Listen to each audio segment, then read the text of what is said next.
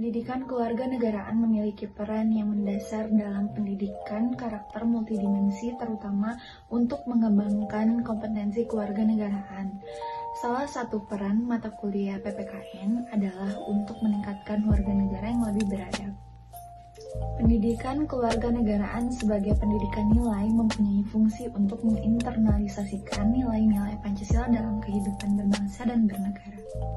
Pancasila sebagai ideologi atau pandangan hidup bangsa mengandung nilai-nilai yang merupakan hasil perenungan yang mendalam tokoh-tokoh kenegaraan Indonesia dari kehidupan sehari-hari bangsa Indonesia. Sehingga Pancasila merupakan jiwa bangsa yang menjadi kepribadian bangsa. Nilai-nilai dalam Pancasila merupakan hasil yang disepakati bersama sehingga ia memiliki peran sebagai pemersatu bangsa yang dapat menyatukan berbagai golongan masyarakat di Indonesia.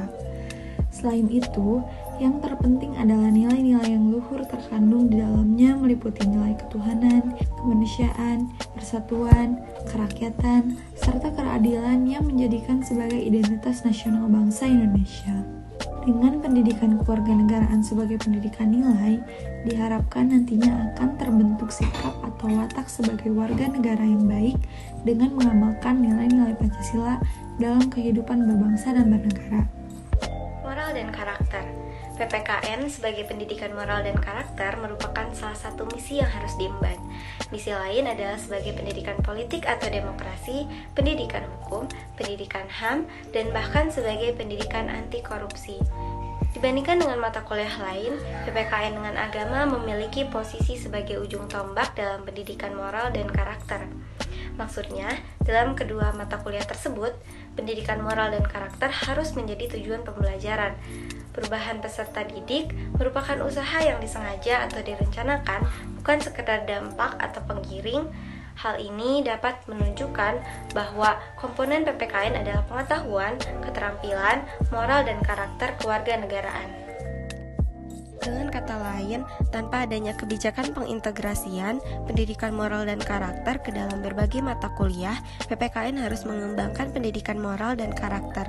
Lebih dari adanya kebijakan pengembangan pendidikan moral dan karakter yang terintegrasi, maka hal ini merupakan tantangan untuk mewujudkan bahwa PPKN sebagai ujung tombak yang tajam bukan tumpul bagi pendidikan moral dan karakter. Sementara fungsi dari PPKN itu sendiri adalah sebagai wahana untuk membentuk warga negara yang cerdas, terampil, bermoral, dan berkarakter yang setia kepada bangsa dan negara Indonesia dengan merefleksikan dirinya dalam kebijakan berpikir, bertindak sesuai dengan amanat Pancasila dan UUD 1945.